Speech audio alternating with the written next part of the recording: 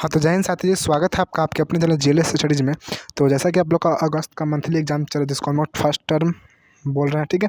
तो इसमें आज आप लोग का जो था, आज तारीख कितना है, तो आज का तारीख है आपका 24/8/2024। आज के दिन आपका किस चीज़ का परीक्षा था, तो आपका विज्ञान का परीक्षा था, साइंस का पेपर था, ठीक है।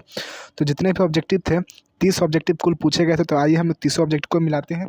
आप लोग हमें कमेंट करके जरूर बताएंगे अंतिम में कि आपका 30 सवाल में से कितना सवाल सही हुआ, ठीक है।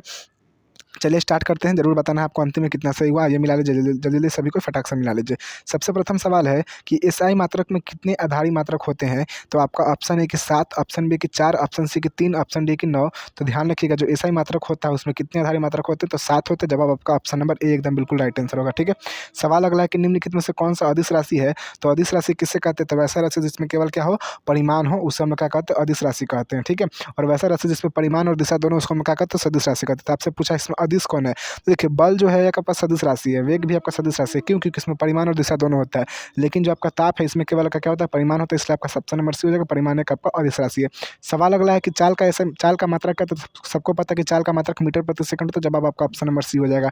सवाल अगला है कि सदिश का परिमाण कभी भी नहीं हो सकता है। तो जो आपका सदिश राशि होता है उसका परिमाण कभी भी ऋणात्मक नहीं हो सकता। जवाब आपका ऑप्शन नंबर बी एकदम राइट आंसर होगा। सवाल अगला है मेरे साथी जी, आपका गौर कीजिएगा। आपको 5 नंबर सवाल है कि परिणामी वेग का एसआई मात्रक होता है। जो आपका परिणामी वेग होता है उसका एसआई मात्रक क्या होता है, तो मीटर प्रति सेकंड। तो जवाब आपका ऑप्शन नंबर सी एकदम राइट आंसर होगा, ठीक है। सवाल अगला है कि निम्नलिखित में से सबसे अधिक जड़त्व किसमें है।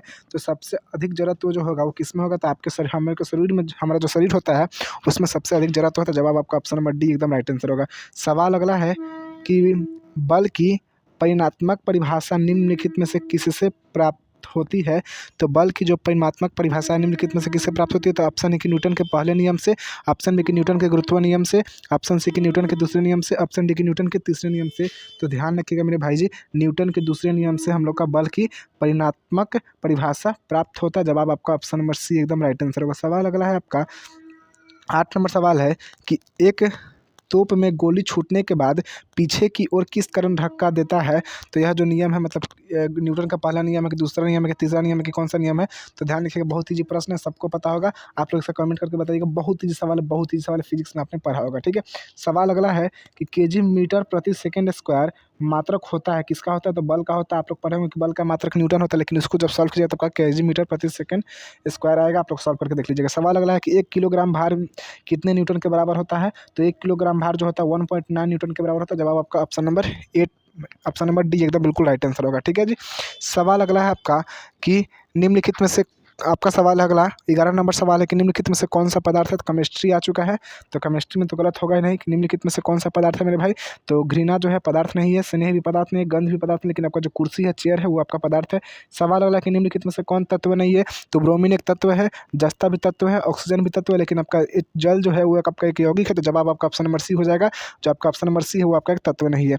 जब सवाल अगला है मेरे भाई जी आपका कि गैस का द्रव में परिवर्तन, तो गैस का द्रव में परिवर्तन क्या कहलाता है, संघनन कहलाता है। जवाब आपका ऑप्शन नंबर सी हो जाएगा। सवाल अगला कि वह निम्नलिखित में कौन सी प्रक्रिया, निम्नलिखित में क्या वाष्पन की प्रक्रिया से उत्पन्न होती है। तो वाष्पन की प्रक्रिया जब भी होगी तो ठंडक उत्पन्न होगा। जवाब आपका ऑप्शन नंबर ए एकदम बिल्कुल राइट आंसर होगा। सवाल अगला है साथी जी आपका कि किससे अधिक ज्वलन अनुभव होगी, भाप से कि उबलते हुए पानी से कि ए और बी दोनों की, इनमें से कोई नहीं। तो ध्यान रखिएगा, भाप से जो होगा आपका अधिक ज्वलन उत्पन्न, मतलब अधिक ज्वलन अनुभव होगी। जवाब आपका ऑप्शन नंबर ए एकदम बिल्कुल राइट आंसर होगा। सवाल अगला है मेरे भाई आपका कि निम्नलिखित मिश्रणों में कौन विलयन है। तो निम्नलिखित मिश्रण में कौन विलयन है। वायु जो है आपका मिश्रण है, मिट्टी भी एक प्रकार का मिश्रण ही है।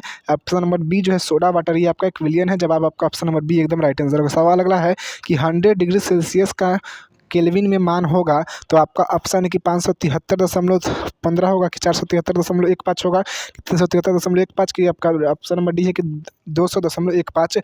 तो आप सबको पता होगा कितना बहुत ही सवाल है कि आपका 0 डिग्री सेल्सियस बराबर होता है आपका 273.15 केल्विन। तो उसमें 100 जोड़ दिए तो कितना हो जाएगा, 373.15 हो जाएगा। ऑप्शन नंबर सी एकदम राइट आंसर होगा। सवाल अगला है कि वास्तविक विलयन के कणों का आकार होता है। तो बहुत लोग को पढ़े होंगे कि वास्तविक विलयन के कणों का आकार 10⁻⁻8 सेंटीमीटर होता है। तो 8 हो चाहे 9 हो, जवाब आपका ऑप्शन नंबर डी हो जाएगा। 8 भी दे सकता है, 9 भी दे सकता है, तो ध्यान आप लोग रखिएगा।